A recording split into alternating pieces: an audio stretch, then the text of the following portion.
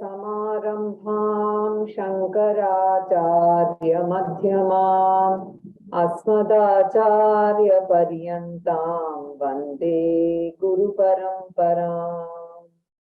Om Param Varishtham Brahmishtham Paramananda Rupinam Paramarthanandayatim Sadgurum Pranatosmyaham.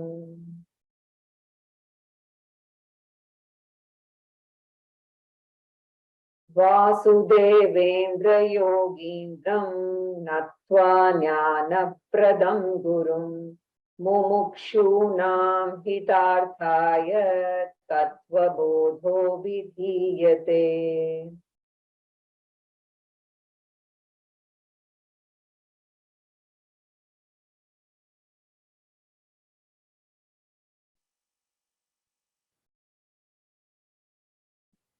So, we have completed 3 sessions till now. We've actually covered Sadhana Chatushtayam, or the preparatory disciplines for a student who is a seeker, right? So we saw the 4 qualifications: Vivekaha, Viragaha, Mumukshutvam, Shamadhi Shatka Sampattihi. Discrimination, dispassion, desire for moksha, and the 6-fold discipline. You can remember this as 4D, right? So we saw that. And then after Sadhana Chatushtayam, of course, even before we completed Sadhana Chatushtayam, we went into the details of Shamadhi Shatka Sampattihi, and we saw that it comprised of Shamaha, Damaha, Uparamaha, Titiksha, Shraddha, Samadhanam. We saw all these in great detail. And then we looked at very briefly what Karma Yoga was. Karma Yoga is proper action with proper attitude. And then on proper action, we talked about Pancha Mahayajna, right?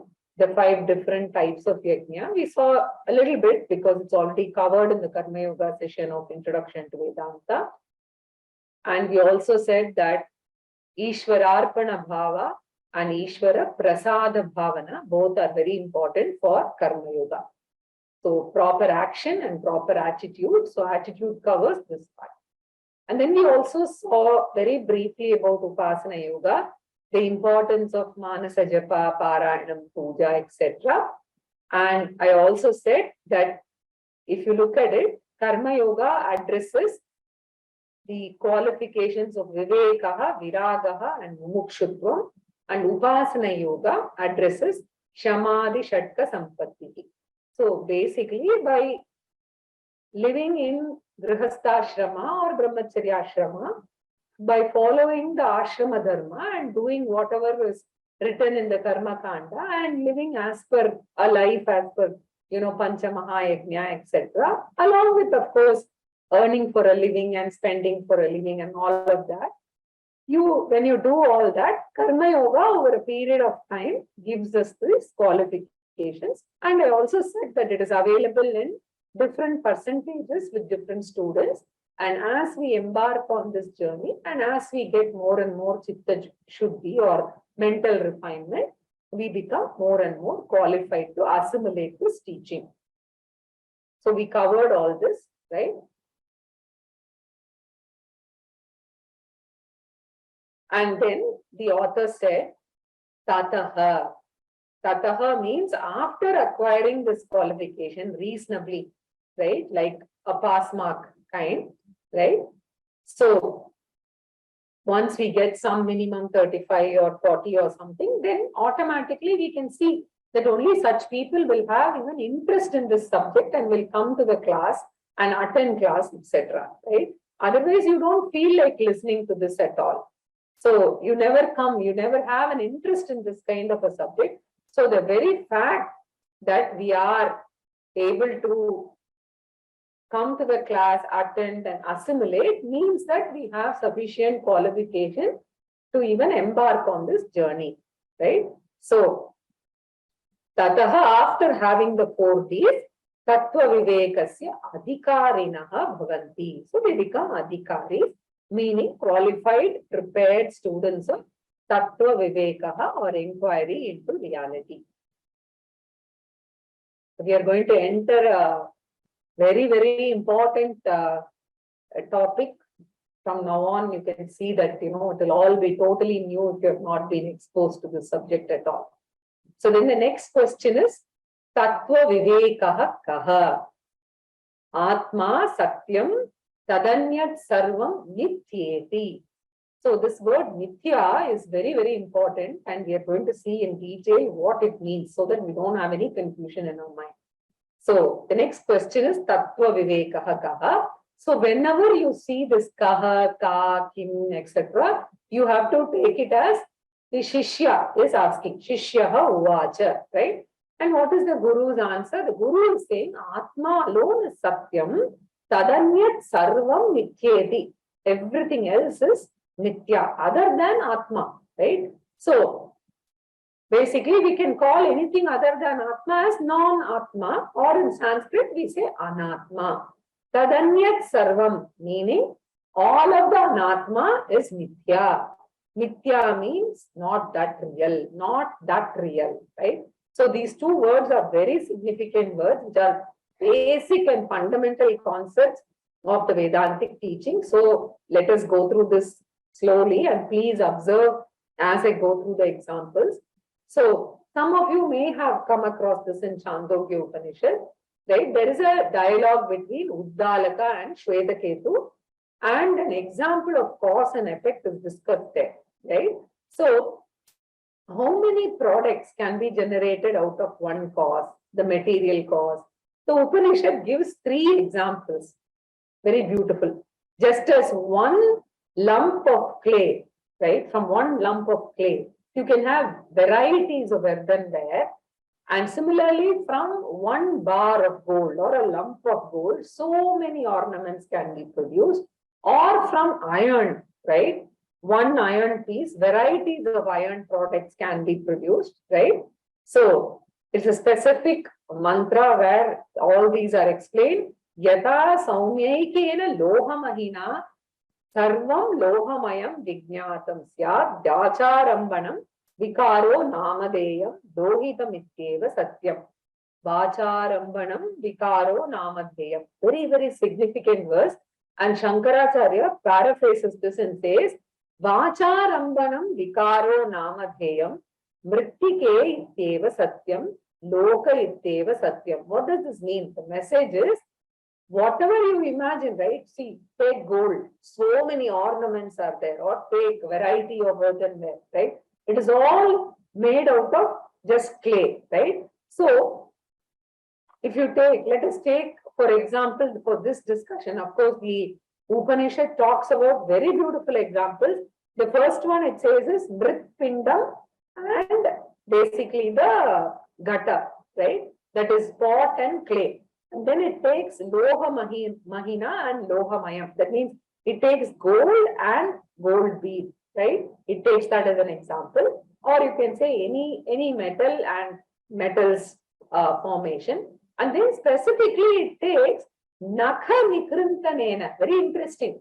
Imagine the Vedas, we don't even know it's Apaurushe Vishayam. Even assuming that it was documented, say, 4,000, 5,000 years back or whatever it is.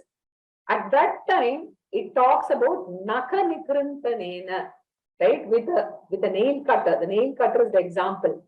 So it is a nail cutter made out of metal that has been discussed as an example, right? So this is just an academic interest. It has talked about a nail cutter.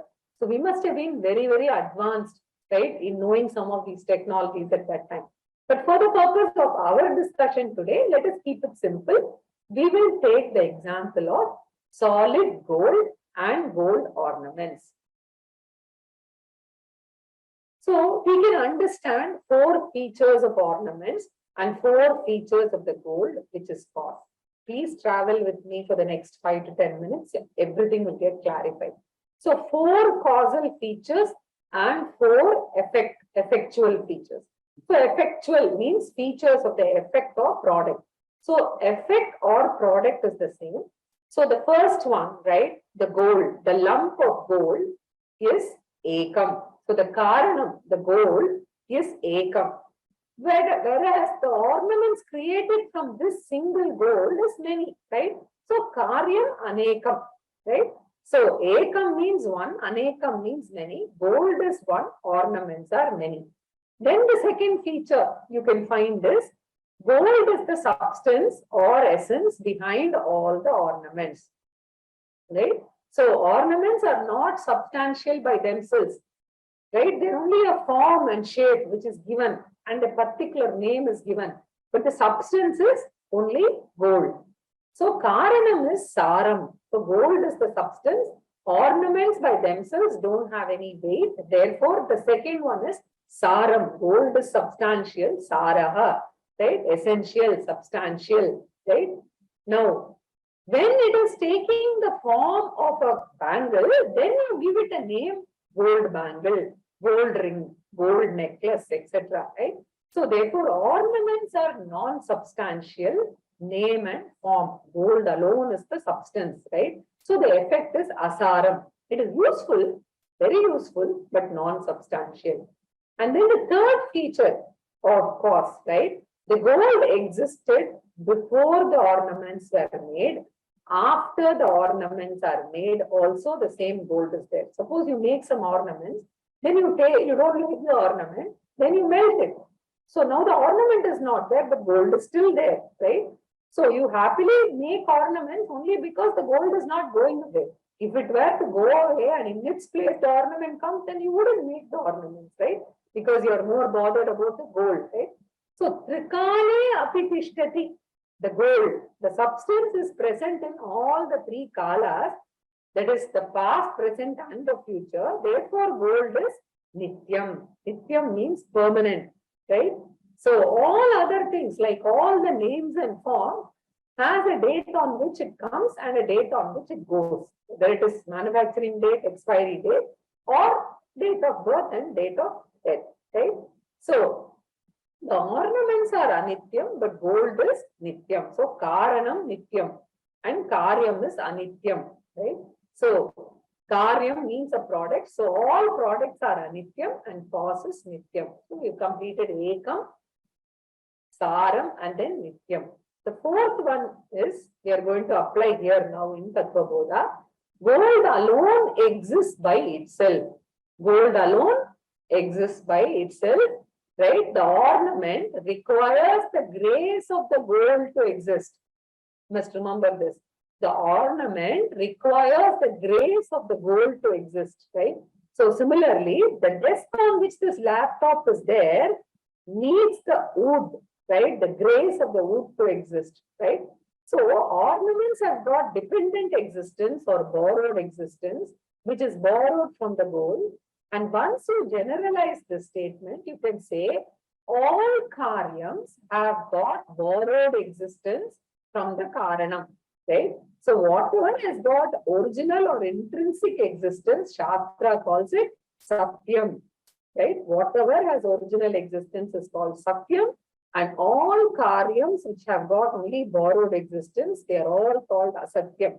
So opposite of Satyam is Asatyam, like it is aneka, asara, anitya, asatyam, right? So asatyam does not mean non-existent. Very careful. We use the word mithya for it. They are synonyms, right? It is not non-existent because now, for example, you make a clay pot out of clay. Is it useful or not? The clay pot is very much useful, right? It can fetch water.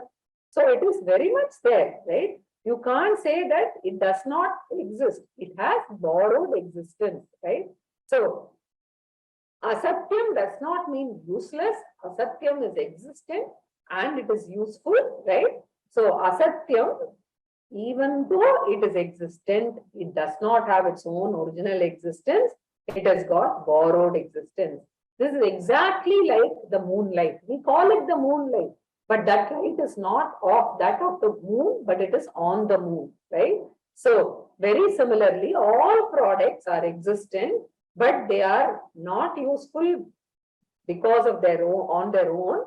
They are not independently existing, but they are with borrowed existence, right? So thus Kaaranam is Eka, Sara, Nitya, Satyam. Karyam is Anekam, Asaram, Anityam, Asatyam or Nitya.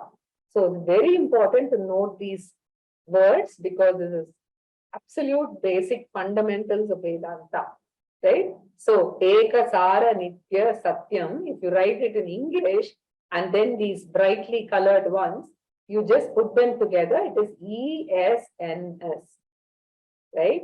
So basically, Kaaranam is the essence of Karyam.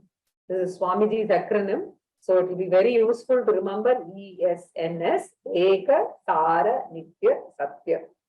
Right? So Ekam, Saram, Nityam, Satyam.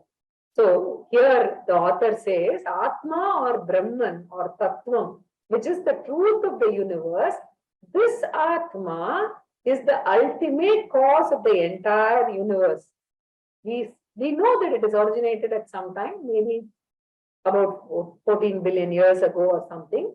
So the cosmologists talk about Big Bang, and after the Big Bang, the universe evolved, etc. And nobody is able to understand what happened before the Big Bang. In fact, they say it's a point of no information, singularity, all of this. They have various theories, but ultimately nobody knows what was there before Big Bang, right? But Vedanta knows this aspect and it has been covered, right? So according to Vedanta, the ultimate cause is called Atma or Tattvam or Brahman. And we will stick to the word Atma for the rest of our course, right? So Kaaranam means the cause, and it is not, for instance, it may not be Atma when I say is Kaaranam, it may not be the immediate cause of everything, but it is the ultimate cause of everything, right? So because during the time before Big Bang, they can't even speak of time and space before that, right? So even time and space, their cause, ultimate cause is the Atma. So the whole universe, including time and space, is a product of Atma. And therefore, all the universe which has come later, whether it is multiple universes or it is Lokas, or whatever you may call, right? They are all Anatma only, right? So Anatma is Karyam and Atma is Kaaranam, right? So if Atma is Kaaranam, then Atma is Eka, Sara, Nitya and Satyam. So the entire universe being Karyam, Karyam means a product. The whole universe will come under Eka, whole universe will come under Aneka, Asara, right? Anityam and Asatyam, that is Nitya.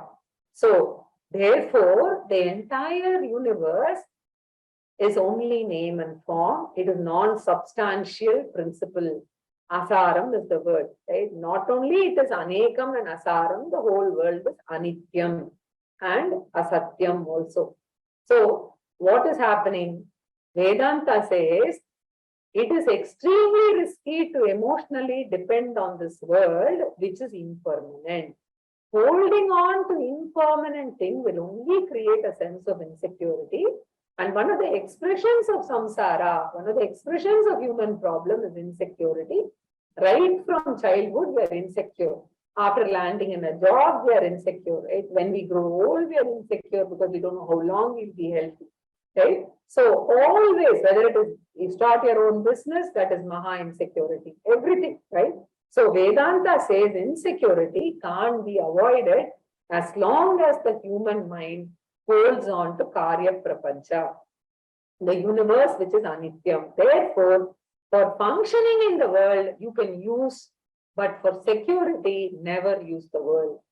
Using the world for security is a risky proposal. So therefore, scriptures give this statutory warning, saying any form of emotional dependence on worldly objects and worldly relationships is risky, right?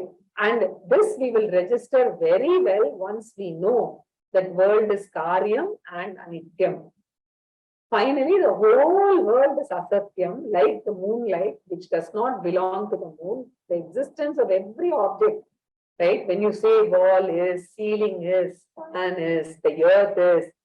So the word is the existence which we are experiencing in this world, that isness, that does not belong to the world, right? Remembering the example of the light on the moon, right? What we experience as moonlight is not of the moon, but it is on the moon. It is borrowed from elsewhere. So ultimate cause is what? When we start asking this question and going deep into Vedanta, Atma alone lends existence to the entire universe. Therefore, for security, better know what is the Atma and hold on to the Atma. And the advantages, we are ever secure, right? So Krishna tells in the Gita, Agama payino nityaha tam stitikshasva bharata. So everybody in the world will come and go.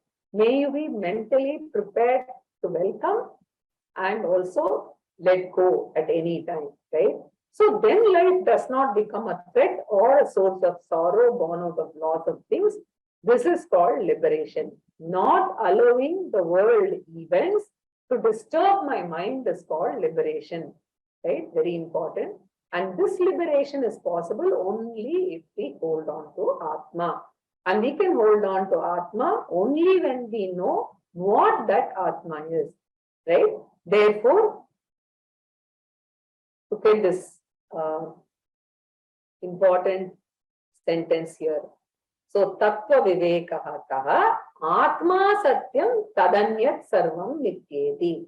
So, tadanyat sarvam, otherwise called anatma, is nitya, right? So, asatyaha, very careful, it is existent. It is, you should not say it is not existent. It is existent, but it is with borrowed existence, right? So, it borrows. It is a borrowed glory from the Atma. So, the whole world has borrowed glory only. Now the question is, how to know that Atma? A very, very significant definition coming up. So that is going to be the crucial question. Swarna Bhagini, you can chant after me. Atmakaha. Atmakaha. Sthula Sukshma Karana Sharirad Vyatiriktaha. Sthula Sukshma Karana Sharirad Vyatiriktaha. Panchakoshatita san. Panchakoshatita san. Avastatraya sakshi. Avastatraya sakshi. Satchidananda Swarupa san. Satchidananda Swarupa san. Yastishtati sa Atma. Yastishtati sa Atma. How to identify the Atma? So that lifelong I can hold on to the Atma, like as Swamiji puts it, as UPS, uninterrupted pleasure supply, right?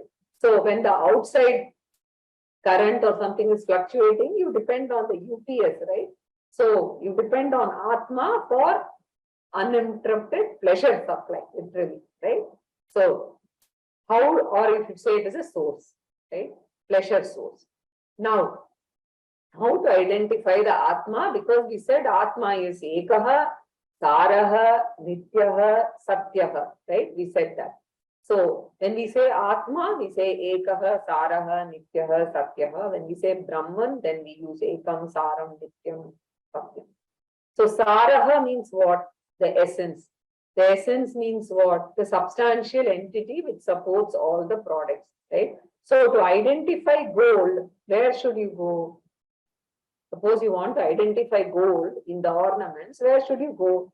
You have to go to the ornaments. The gold must be there as it's very saram, the content. Therefore, the lawyers, for all the karanani, right? If you want to identify, they will be behind the karyam, lending support to the karyam. Therefore, any cause will be behind all the effects. So, gold, will gold be there in a bangle or chain or ring? Gold will be behind all gold products, right? You can take a bangle, chain or ring or any product and start inquiring into it, right? Ultimately, you will only see the gold as the substance behind it, right? So similarly, throughout this wall here, you go on looking at what is behind it, it will be brick and then finally clay, right? That is what will be the behind the cause. So Kaaranam is what is there behind the cause, right? So now if somebody asked, where will the Atma be, right? Then we should say, there will not be the Atma. Because Atma must be behind the entire universe as the inner core or essence. So if it is behind the entire universe, it must be behind me, myself, because I am also one of the products in the universe. Right? I am one of the products in the universe, so it must be behind me. Right? Because I talk about date of birth, then I talk about aging. We are worried about that. We are worried about death. Right? We are all born and gone. Therefore, every one of us is a product. Therefore, analyzing any individual, you can arrive at the core Atma. Therefore, instead of going anywhere for inquiry, we are inquiring into ourselves. So, self-inquiry is to be conducted and we have to dismiss the Karyam part. We have to discern or dismiss the Karyam part and we have to arrive at the Kaaranam, the essence. So, how do you negate the Karyam part? Whatever is anityam, right? Whatever is changing must be understood as Karyam. So, Nama and Rupa, we have to slowly understand and remove, right? Then we have to finally come to the changeless core of our personality, right? What is that? That is basically the secret of the Atma, and we are going to see this, right?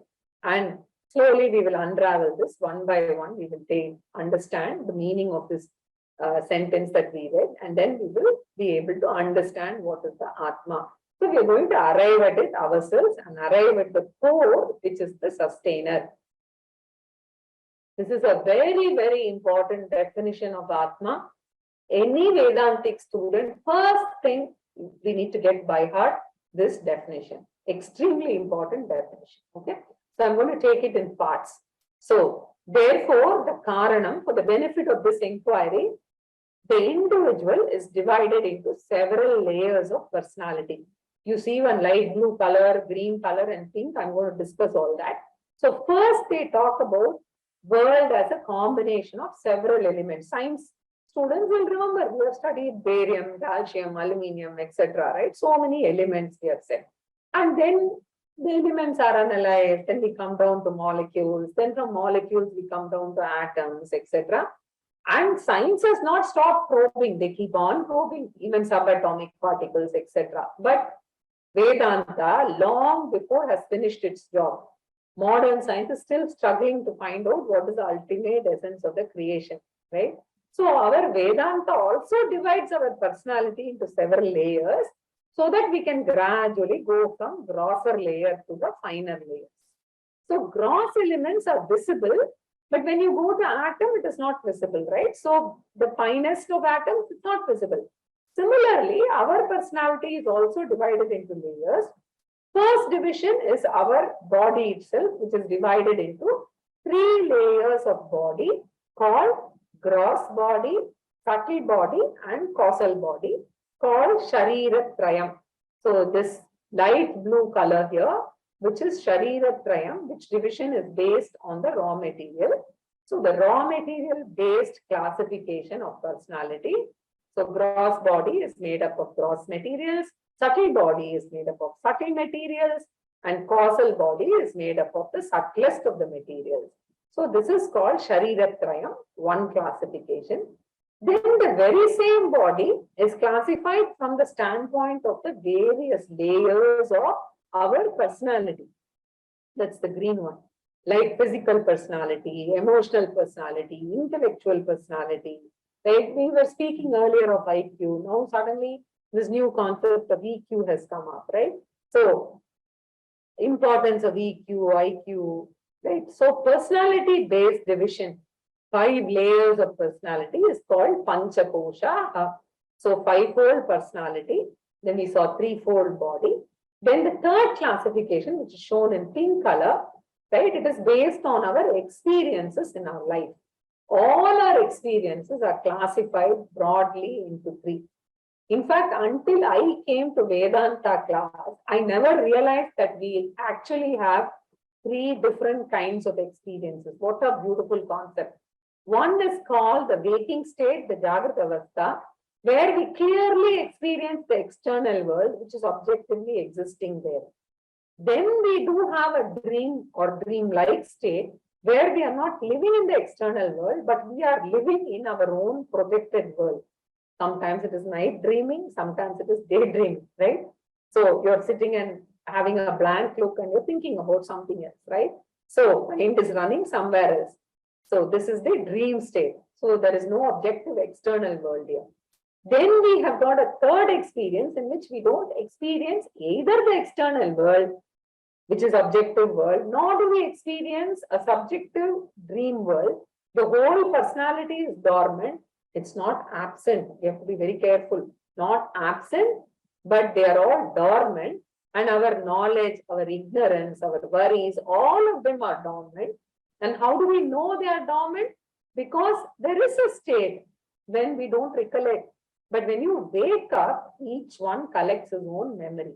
So when we wake up from sleep, we collect back our worries, our knowledge, etc. So it's not gone back. It is not gone away. It was there in dormant form. And it is a state in which we were not awake. We were not dreaming. So that's the deep sleep state. There was total blankness, the blank state of experience where everything, especially my personality, the gross and subtle personality, both are dormant in the third state. So every human being always moves between these three states, right? So it's literally like a knob being turned between the three. So there is exactly like, you have a fan switch which switches between the three, right? So this is the avastha-trayam. So basically between each avastha we switch, and there are only three avastha. And the human personality switches between these three avasthas, the Jagrit avastha, Swapna avastha, and Sushupti avastha. They are also subject to continuous change. Those of you who have questions, please hold off for some more time, because Tattvabodha itself is going to be explaining all these in great detail, and we're going to go through a very wonderful set of sessions going forward. So totally we have 11 factors. So the blue one, the 3 Shariratraya, the green one, the 5 Panchakoshas, and the pink one, the 3 Avastha-traya, the 3 states. So 3 plus 5 plus 3, 11. They all come under Anatma. None of them are Atma. So Atma is different from all these, right? So because whatever is eternal will not be bound by time and space, right? So Shariratraya, Panchakosha, and Avastha-trayam, all three are bound by time and space. Therefore, Atma, which is defined, is different from all the three. So Sthula, Sukshma, Karana, Sharira, Vyatiriktaha. So Atma is different from these, right? So the threefold body is known as Sthula, the gross body, is made up of gross matter. Sukshma Sharira, the word Sharira, right? You have to read it 3 times. Sukshma Sharira is made up of fine matter, fine material. And Karana Shariram, the causal body, is made up of the finest possible material. So gross, subtle, and finest material gives us these three whole body, and Atma is different from them, right? So this is introduction of the three bodies. So the author will talk about each one of them, and he's going to define. So we don't need to be in a hurry at all. The author will take us through all of this, right? So the student will ask, what is the gross body? What is the subtle body? What is the causal body, etc. All these things will get clarified, right? So Vedanta has all these terms, and we have to throw very specific jargons which we have to learn, right? So gross body, then subtle body and causal body. Sthula Shariram, Sukshma Shariram, and Karana Shariram. Then Panchakosha Atitaha San. Atma is different from the 5 layers of personality. Kosha, meaning layers of personality. Atitaha means beyond, transcending, different from, but not away, right? So cause will always be in and through all the products, right? But it is different. Cause alone sustains the product. So Atma is different but not away. So different means somewhere we should think that it is inherent but different. So Pancha Kosha Atitaha San, Annamaya Kosha, Pranamaya Kosha, Manomaya Kosha, Vijnanamaya Kosha, Anandamaya Kosha. I'm only listing because we will see it in detail later.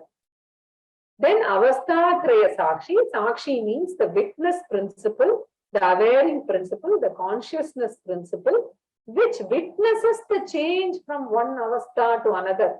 In the waking state, we have got one scale of time. Remember that. We never used to think like this before. Only Vedanta makes us think. In the waking state, we have a different scale of time. In the dream state, we don't use this particular scale of time.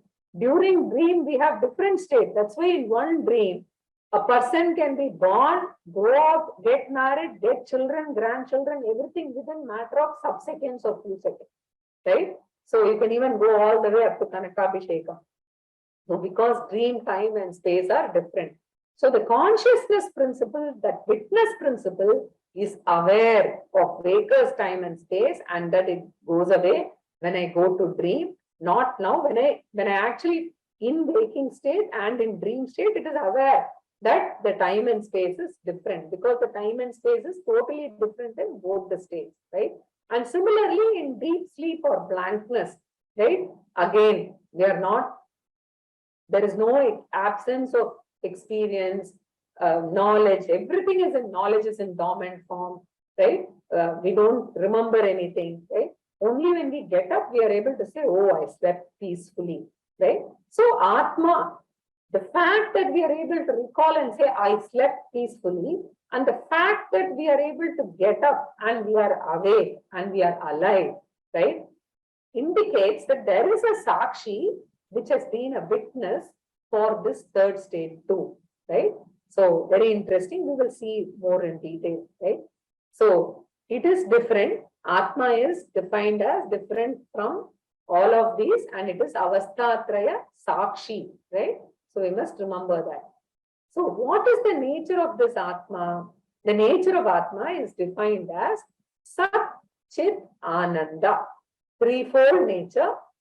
Satchidananda. When you combine, you split it as Sat, Chit and Ananda. It is of the nature of Sat, right? San ya tishtati. That is, the Guru uses the word Sat, Chit, Ananda, but he is not explaining this. What is Sat, right? He is waiting for the student to ask. One by one, the student will ask Chit and what is Ananda. Then the teacher will define all of this later. So thus Atma is different from the 11 Anatmas. It is of the nature of Satchitananda. This is the definition of Atma. So if you remember this, it is wonderful, because right through we are going to be revisiting these terms, right? So the definition of Atma is extremely important, right? So let's now continue. Sthula Shariram Kim Sthula Shariram Kim Panchikrita Pancha Mahabhutaihi Panchikrita Pancha Mahabhutaihi Kritam Satkarmajanyam Kritam Satkarmajanyam Sukha Dukkhadi Bhogayatanam Shariram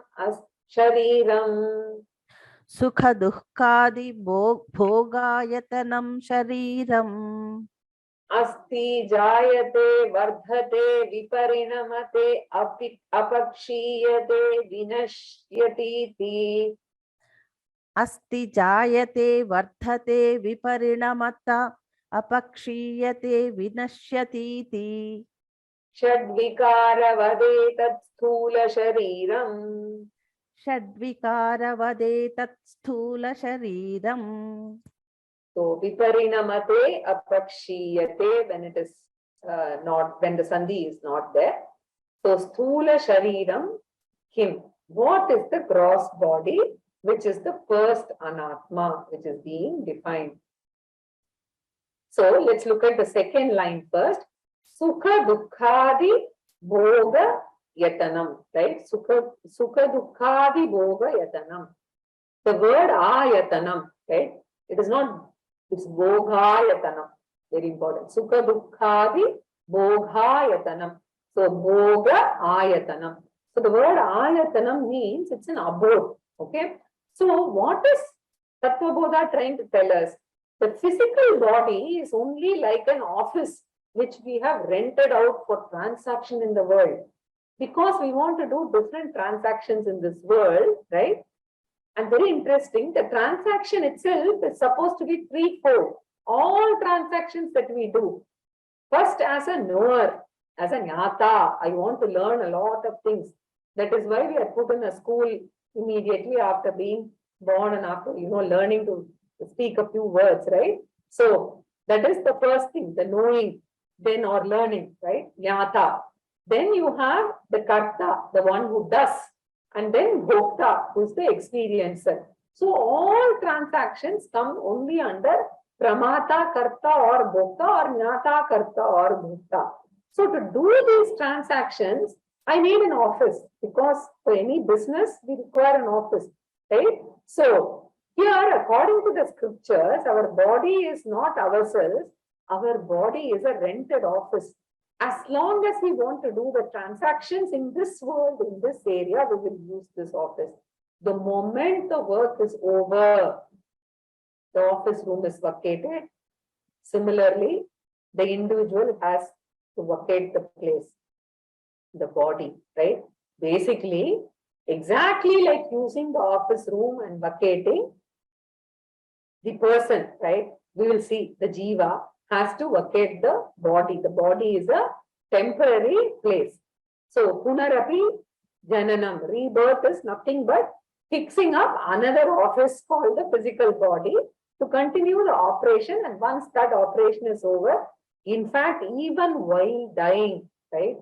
We have so many unfinished jobs which are there in the form of so many desires. And therefore, when he dies, right? When he or she dies, he's already fixing up another body to complete those transactions. So it may be in Bhuloka, or according to Veda, it can be in any of the 14 lokas we can take up an office. Therefore, the body is not me. Body is only my office setup. So therefore, ayatanam, right? So bhoga means for experiencing. So you have to add for experiencing, for knowing, for doing things, all three. Because as I said, only three things are possible: knowing, doing, and experiencing, right? So sukha dukkhadi, like pleasure, pain, etc., for experiencing that, right? So for that, this ayatanam is required, right? So there is mishra anubhava of both sukham and dukkham as we live our life, and we require an office. And if the physical body is not used, then you can't do anything, right? So that is why in deep sleep state, we are not using the office room. During sleep, we have vacated the office room and we are residing elsewhere. Let's not go into those details. When we come there, we will see that. So the office is vacated in sleep. No transaction takes place. For transaction to take place, the first job is we should occupy the body and start operating through this body, right? So very, very important. So for the transaction to take place, the body has to be used as the office for the individual. So the next question is, what is the material out of which the body is made up? Because the material varies from place to place. Now our bodies are made up of what? Acharya says, Pancha Maha Bhutaihi Kritam. It is made up of the 5 great elements. The 5 elements are considered to be the basic raw material out of which all our physical bodies are made. Modern science talks of elements, right? But Veda talks about Akasha, Vayu, Agni, Jalam, and Prithvi, right? Space, air, fire, water, and earth. So if you study the physical body, the solid part of the body belongs to the earth, and at the time of death, when the body is disposed, all the solid parts will merge into earth. So the body has got a lot of water also, which gives shape to the body. There's plenty of water. That's why in summer, when it gets evaporated, you feel dehydrated. It can even lead to death, right? Then Agni is very important. The body's temperature is maintained, and if the temperature goes higher or lower, then the death happens when the body is going cold, right? So Vayu Tattvam is also very important, through which we breathe, etc. Akasha, the space is required because body occupies space. So bigger the body, more space we require. Therefore, Panchikrita means gross, right? In the Shastra, they divide the 5 elements into grosser 5 and finer 5, right? So, Thula, Pancha, Bhutani and Sukshma. We'll see all that in detail, right? So, here the visible version of matter is being spoken about. There is an invisible version of matter, something like energy also, which is spoken about in the Shastra. So, the physical body is made up of the gross elements. The subtle body is made up of subtle elements. Therefore, Panchi Kritam means tangible, unmissable. Mahabhutaihi, great element. Kritam means generated. So all the physical bodies are made up of the same 5 elements only. So why some bodies are male bodies? Why some bodies are animal bodies? Some are female bodies. Some are born with congenital diseases. Some bodies are healthy. What is responsible for the difference in the bodies? If all of them are Pancha Mahabhutaihi Kritam, right? So you can't say the elements are responsible because elements are the same in all the bodies. Therefore, the elements are called Samanya Kaaranam, which are responsible for all the bodies. Other than the element, there is another cause called Vishesha Kaaranam, which makes one body different from another, right?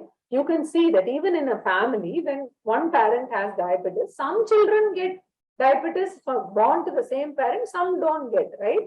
Why? There must be some Vishesha Karanam which is making one body different from the other. So then the Acharya says, Karma Janyam.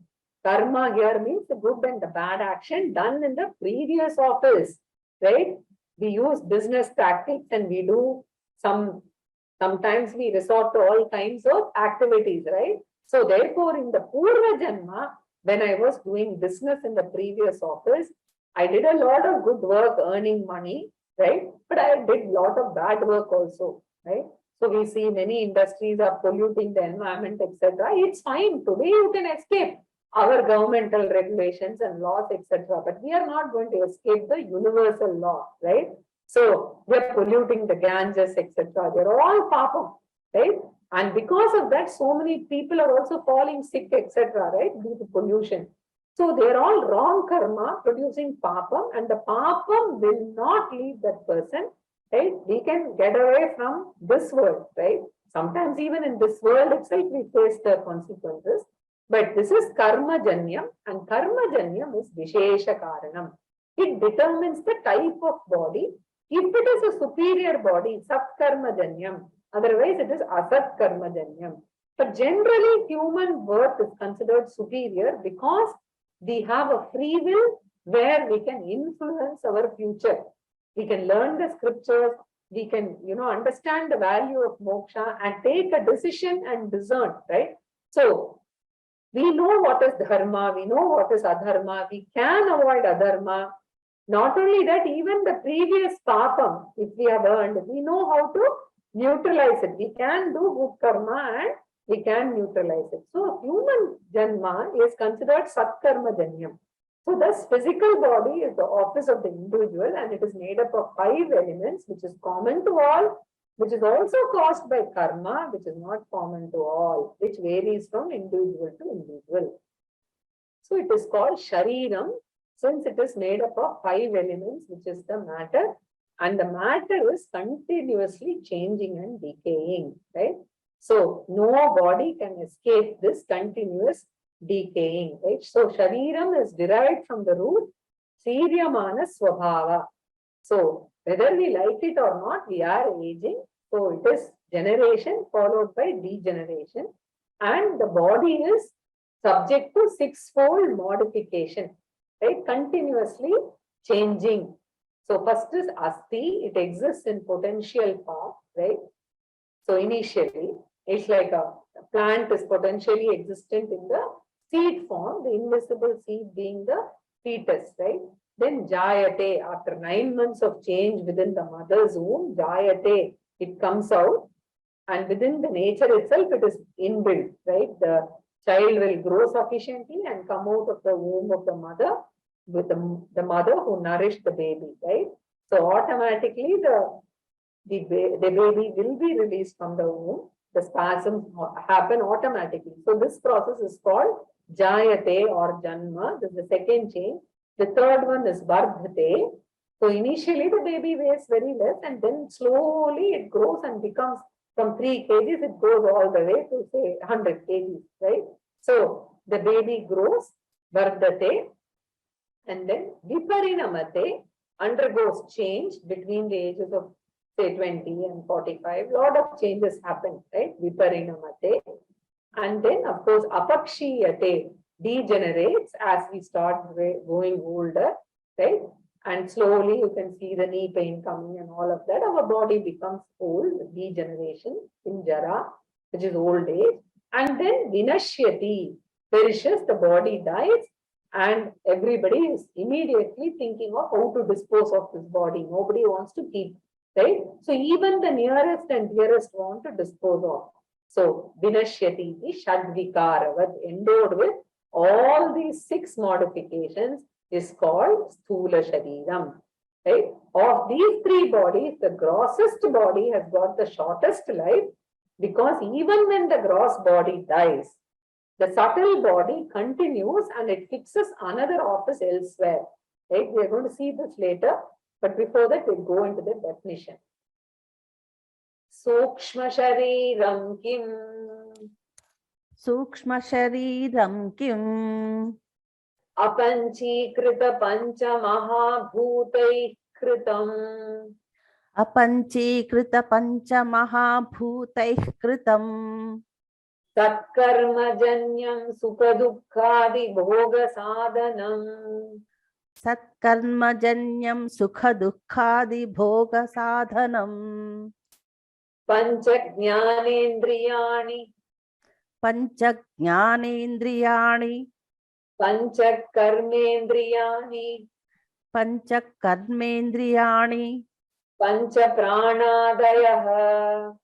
Pancha pranadayaha. Manaschaikam buddhischaikkaivam. Manaschaikam buddhischaikkaivam. Saptadasha kalabhis saha yattishtati. Saptadasha kalabhis saha yattishtati. Tat sukshma shariram.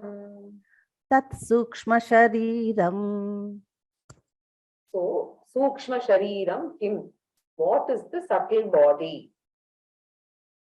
Apanchikrita pancha mahabhutaihi kritam. It is also made up of matter only, but it is made up of finer matter like energy, therefore not visible to our eyes. Therefore, he says kritam, generated or produced out of pancha mahabhutaihi, the same 5 elements only, but not the visible version, but the invisible version of 5 elements. So the name is the same, Akasha, Vayu, Agni, Jalam, Prithvi, but we have to say Sukshma Akasha, Sukshma Vayu, Sukshma Agni, etc. So finer matter produces, and here also the subtle body has got common raw material, which is common in the form of all the elements, the Samanya Kaaranam, and there is a Vishesha Kaaranam, which is, Karma Janita. So, like 2 houses, we make up of the same raw materials, but one house is different and the other is different because of the blueprint, right? So, one is, say, the cement is the same, the brick is the same, but one house does not have puja room, another one has puja room, etc. Why the differences? The raw material remaining the same, the blueprint given by the contractor or given to the contractor or builder is what decides the building, and that is called Vishesha Kaaranam. Therefore, Satkarma Janyam, in the case of human beings, it is Punya Karma. In the case of other beings, it is Karma in general, right? So, the varieties of, whatever is required for the transactions in that office, they are all catered to in the subtle body. So, the subtle body or Sukshma Shariram is the toolkit which holds all the different instruments which are categorized into 17. Sometimes we add 2 more, it becomes 19. I'll tell you the difference. And so we don't have to bother too much about the number. So what is said here is Sukha Dukkhadi Bhoga Sadhanam, instruments of transaction again. Sadhanam means instrument. So Sthula Shariram is Ayatanam or the office, and Sukshma Shariram is the toolkit or the instrument. You can think that way. So for doing good and bad karma, we require the instruments, and for experiencing the good and bad results. For doing also we require, for experiencing also we require the instruments, right? So doing and reaping instruments. Therefore, Sukha Dukkhadi Bhoga Sadhanam. And how many such instruments are there? Right? There are 17 instruments. Pancha Jnanendriyani, 5 sense organs for learning, for receiving the messages, whatever I should do, what all things I should not do, for making my life worthwhile, all of that, right? So that is the 5 sense organs of knowledge, Pancha Jnanendriyani, right? Thereafter, Pancha Karmendriyani, 5 sense organs for responding or for doing, right? And then we require a coordinating instrument. Imagine all the Jnanendriyanis are working in all haphazard manner, right? Doesn't work that way, right? So we need to make sure that we have the integrated working between the Jnanendriyani, Karmendriyani, etc. So that is Manaschaikam, Buddhishchaika. So mind and intellect, which are coordinating and selecting instruments, right? So this Manaha and Buddhi together is referred to as 2 here. Sometimes we also use memory and ego, we add to it Ahankara and Chittam, right? So, and then we make it 4. That is why it becomes 4. So, Manas and Buddhi is 2. And if we add the Chittam and Ahankara, then it becomes extra 4. So, basically, 3 into 5, Pancha Jnanendriyani, Pancha Karmendriyani, and Pancha Pranaha, that's the breath, right? The Udana, Samana, etc. We're going to see all this in detail. So this 5 into 3 is 15, plus 2, 17, or plus 2, 19. So here Sapta Dasha Kala Aditi is basically 17, right? So this is what is said here. And so we will get into the details of all this in the next class, right? So this is, in case you want to know what are the 4, you must remember it as Antaka, Manaha, Manas, Buddhi, Chittam, and Ahankara. So we will see this in detail in the next class. So let me stop here and I will complete the Poorna and then take this. Purnamada Purnamidam Purnat Purnamudachyate Purnasya Purnamadaya Purnamevavashishyate.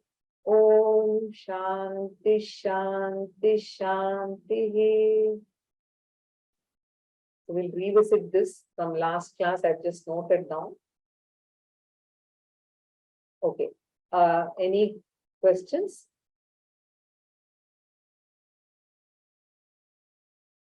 Would you consider disabling the chat during the session? It is distracting. We could do that. In case somebody from Vyoma is there, please make note of this. Okay, now let me see who's raised the hand.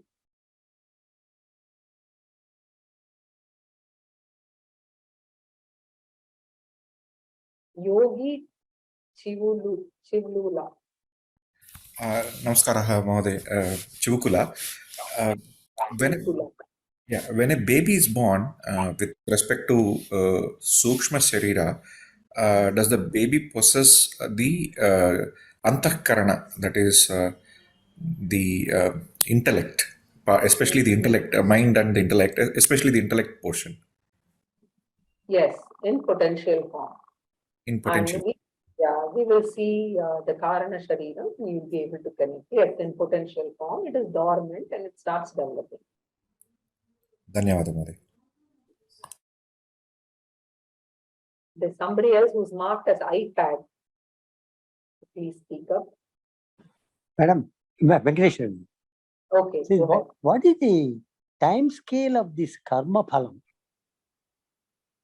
Yes, there is no time scale defined in the scriptures because the time scale depends on the type of karma, the loka in which the person has to be born, the janma, all of this.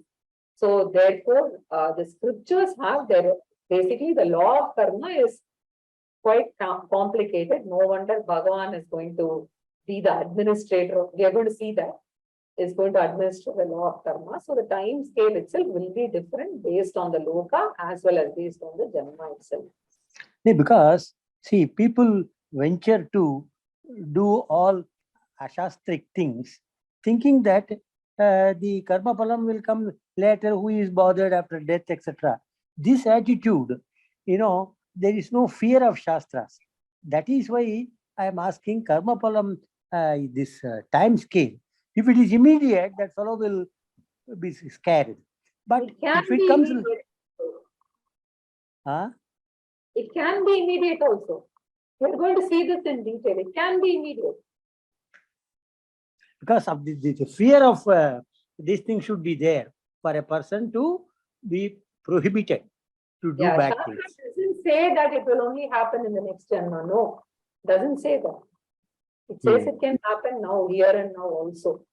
It all depends. We'll see it in greater detail when we come to the karma topic. So, Dheeraj, go ahead. Thank you, ma'am. Namaskara. Can you hear me?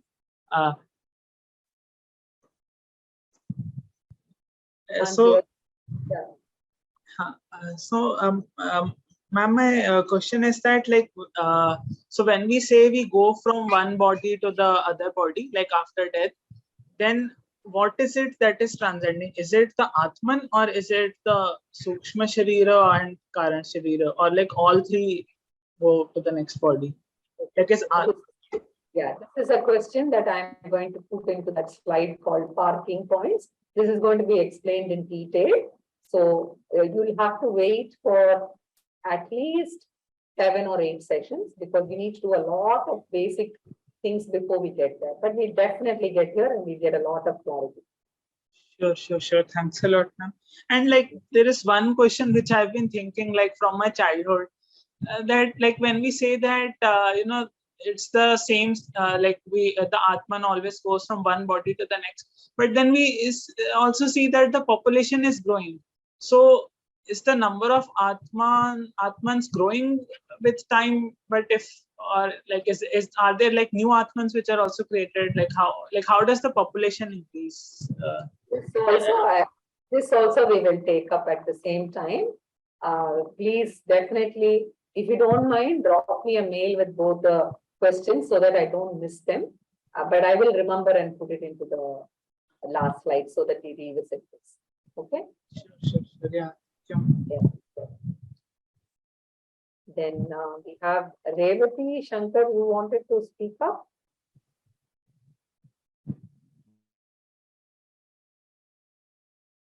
Revati ji.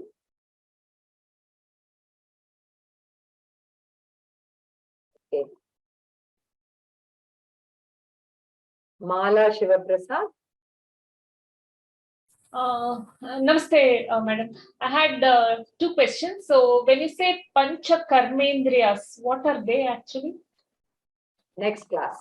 Okay. Sorry, I have to do this because all of these start getting clarified over the next few classes. Okay, next class we'll see Pancha Karmendriya. My second question is, madam, you said Manas, Chitta and Ahankara. Isn't Ahankara an emotion in the Manas? So it's only just Manas and Chitta. Why have again, what these mean in the specific context of Tattvabodha, we definitely see. Okay? In detail. Okay, thank you, madam. Madam? Go ahead. Madam? I am Revati. I couldn't unmute. That's why there was a delay, madam. No problem. Tell me. You can hear me, madam? Yes, very well. See, my question is, you were told about that avastha, that is, they are awake, they are in dream, or they are in deep sleep. Okay. My point, my doubt is, see, a person may be awake, maybe I may be sitting at my table, on my chair, I mean, I must be, they say absent-mindedly, no, you just look blank, you look into the empty space around you. Will that be treated as awake, or will it be treated as deep sleep? It cannot be dream. I'm not dreaming. My mind is actually not somewhere. It is just blank thought, sort of. How will you analyze it, madam? It is Jagrat Avastha only, but your mind is not behind the Jnanendriyani. That is what. Okay. It won't be deep sleep. No. Sleep is actual sleep only. Deep sleep. Deep sleep where you don't have dreams at all. Okay. Okay. Thank you, madam. Thank you. I understood. Prakash Swaminathan. Yeah, can you hear me, ma'am? Yes, please go ahead. Yeah, namaste, ma'am. I think maybe you would be covering it in the future classes, but we talked about Atma being the ultimate cause and should have existed, etc., etc. But why the various myriad forms were created in the first place? So why creation took place? Will that also be covered as part of Tattvabodha? Yes. Creation is a big topic which we will discuss. And just simple one word is that it is Anadi. Doesn't have a beginning or end. So there's no question of first creation or why it was created, etc. Because it is Anadi. No beginning, no end. But we will discuss this in detail. No, I understood the part that it is Anadi and Atma is not being created because it is the ultimate cause. So anything before that doesn't come into place. But why is the Atma taking multiple forms in the first place? We'll see that because of the law of karma operating. Okay, fine. Thank you. Because of the law of karma. Okay. Anybody else? Yes. Poorna Chandra. Go ahead. We learned that the body, what it's occupying is only an office space, and once it leaves, the Atma, will it go to another one body, or can it go to many bodies? Yeah, we have a long way to travel before we understand this question. Because yes, is it that the reason of population increase because one Atma is going to many bodies? We'll see this. It will take you a few weeks to get here. Okay, thank you. Sorry, I have to do this because a lot of concepts have to come together and start falling like a jigsaw, puzzle. Only then some of the questions we can, understand and relate. One more question for parking, please. If a person attains Jivan Mukta, becomes Jivan Mukta, for example, or attains Mukti Moksham after death, where does the Atma ultimately go? Yeah, if you can park it, please. That is also going to be discussed. That will be discussed. Okay. We will see exactly. That will come really towards the end because we have to understand all of this to get there. Madam, one small doubt. Madam? Go ahead. Madam? See, they were telling about the population is increasing. See, even an Atma which was residing in an ant or a cockroach or an elephant can also become human being. So you will feel that the human number is going up. Even plant, if a plant also has asthma, that you cut out so much of grass, all the Atmas in the grass could become humans also, isn't it? So population, I mean, you can't just say human number, all Atmas will attain human form. They say, no, depending on your Purva Janma Papam Punyam, you may attain different life forms. So maybe all the cows and the dogs, they are very nice. So they all become human beings. So population can increase also, no? That is my way of thinking. I don't know, I may be wrong.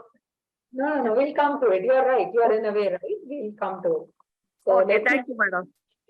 Okay, Amit Rastogi. Do you have something to ask?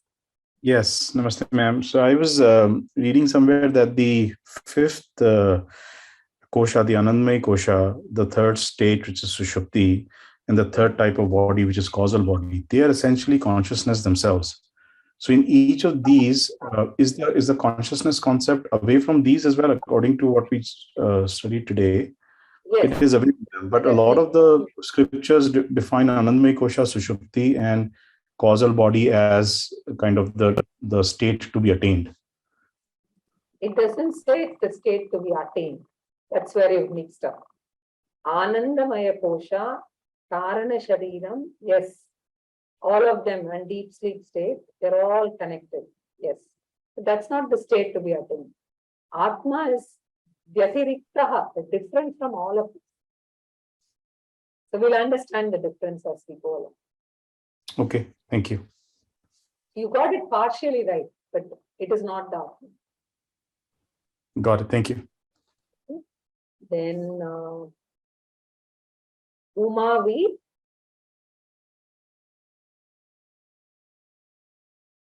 Namaste, madam. Go ahead.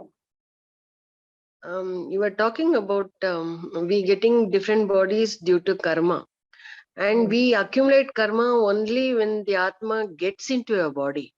But primarily, when we got some body, where was this karma there then? Always the jivas were there. It was anadi. So in some janma, they would have accumulated karma. That's what we must remember. There must be one starting point getting this jivatma. There is no first janma getting jivatma and all. No such thing. There's anadi. Okay. We'll understand. That is that point? Yeah. Okay. Okay. It's always there. So we just feel that Atma is anadi, fine. But once it gets into your body, there must be one starting point of getting into some body. Only when you get into your body, you get karma. Before that, there was no karma. Okay. There are a list of things that are anadi. So maybe towards the end, I will put down that list as which are all the anadi things in this world.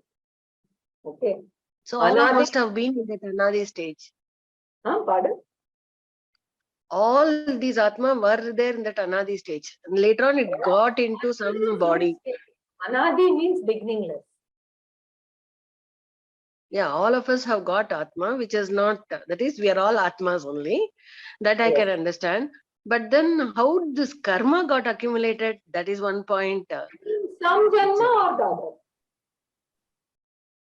the other. So we had to get into a janma to get that karma.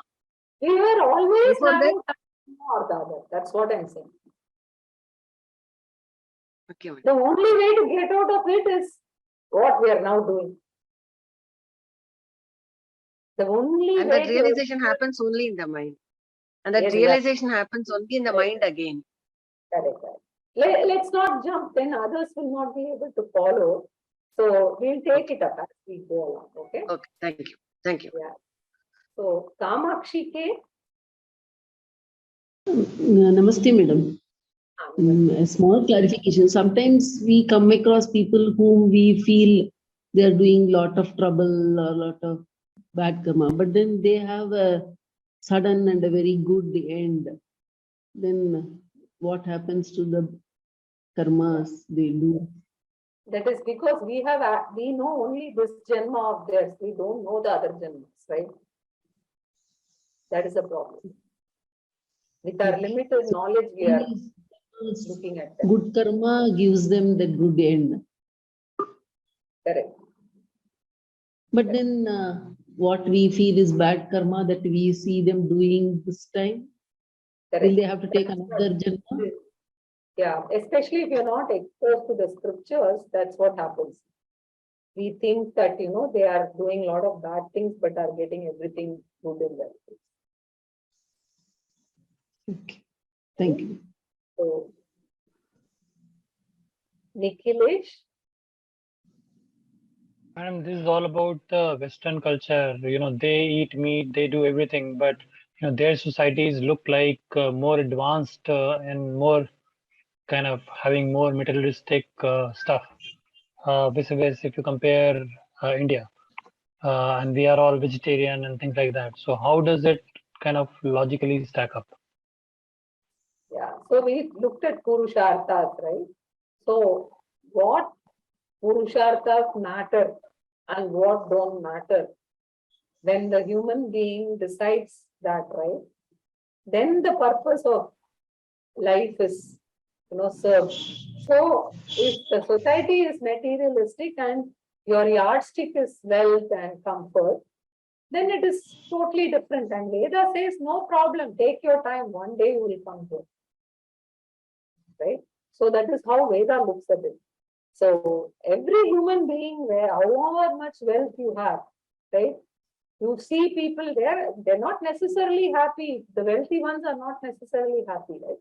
We think that they are in advanced countries, so they are happy. We don't know, right? So this subject, it deals with human suffering, human bondage, and it doesn't look at other things like extraordinary wealth, luxury, etc. And that is why you see there is a large proportion which are extremely wealthy, and from a common perspective, the person has name, fame, possessions, everything. But ultimately, he has turned towards Vedanta, right? So, Antarmukhatvam, we say. So, you will see that. Thank you, Madam. Okay, I'm just going to lower everybody's hands because I'm a little confused. If there's anybody else who needs to ask any questions, please put up again. Let me just check now. Yeah, everybody's hands I lowered. So now I think there is, oh, there's still somebody. Okay. Piyush, do you have anything more? Hello. Yeah. Do you have any other question? Yeah, ma'am. I have one question. We started with Kaaranam and Karyam. So, Karan is Atma, you explained. But I want to ask one question. Is Ishwar also a Karan or only Atma is Karan? Keep this for some more time because I don't want to give the answer without explaining. But this will get explained in detail. So right now you just take it that Atma is Kaaranam, Anyat Sarvam Nityev. That's all, which is Karyam. Okay. Take it. And we will explain later. Okay. Dhanyawad. Dhanyawadaha. Meenakshi.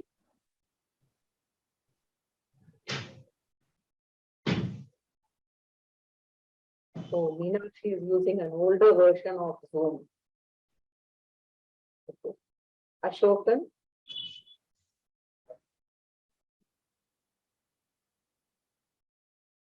Namaste, ma'am.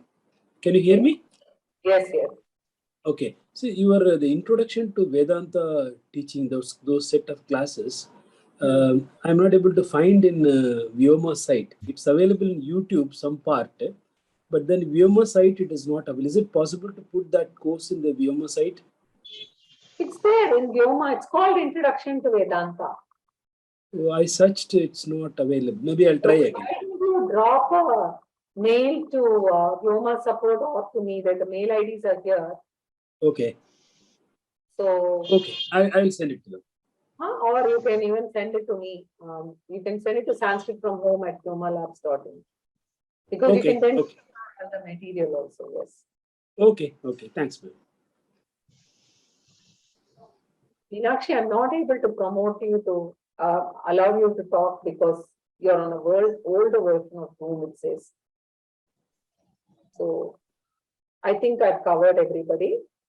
So if there's anybody else, please raise your hands. Otherwise,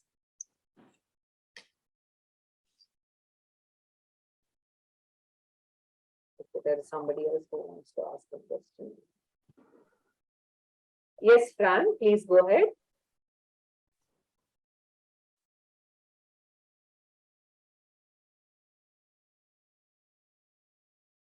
Hello? Fran? Yes, go ahead. So I did not fully understand the part where you were explaining the division between Karana and Karyam because of the modular. because the moonlight is, as I could understand, is part of the the moon, sorry. So the very essence of moonlight is to shine. So I don't see its division fully. Oh, okay. The moon does not have light of its own, basically. Right? It is reflecting off the sunlight. So that is why it is borrowed. So that's the reason why we give that as an example, that it is a borrowed light and it is not its own original light. That is why we use that as an example, nothing else. And would that be the same for sunlight? Sunlight is, the light is original suns, right? Right. So that would be Satyam? Yes, sunlight would be Satyam and moonlight would be Karyam. Yes. Dhanyavadaha.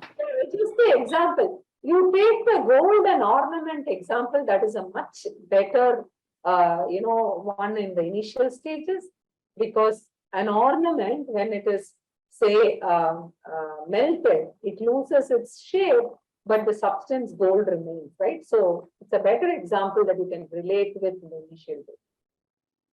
Thank you. Thank you. Anybody else? Okay. So we'll meet next week. Oh, Poorna Chandra, let's take this last one. Sorry, I needed only one. Ayatanam, I couldn't understand that because I see that in the Veda Pushpa also, I hear that Ayatanam. So can you just for this thing, because I don't want to lose out that very critical word, because I hear that in Veda Pushpa, Mantra Pushpa also. Yes, yes. Here Ayatanam means the abode. Abode is the right meaning. ABOD, right? Abode. So that is why the word is used as Ayatanam. I just use this example because Swamiji likes to use this office example because it goes with people much better. Okay. Abode is the exact word, yeah. Abode, okay. Okay. Otherwise, when you explained, how did you explain, madam? I explained as I said, when you go from one office to another office, right? Okay. That's what I said. But I said Ayatanam means abode, or it's the temporary place where it is occupied. Okay. And it operates out of that place, Ayatanam. Why does it have to operate? Because of the bhoga. It has to experience, it has to do something, it has to know something. As Pramata, Bhokta and Karta, all three. Okay? Thank you. Okay. So next week we will meet again. Thank you all. Hari Om. Hari Om.